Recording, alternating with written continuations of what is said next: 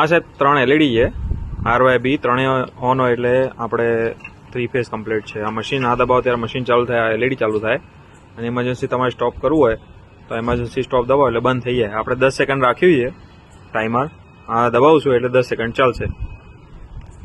એકવાર આ જોઈ લો, આ બ્રશ છે, હું તમને મશીન ચાલુ કરીને આપું.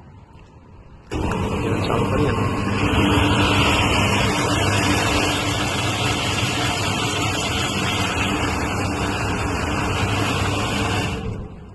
10 સેકન્ડ પછી ઓટોમેટિક ઓફ થઈ જાય. ફરી આપણે દબાઈએ એટલે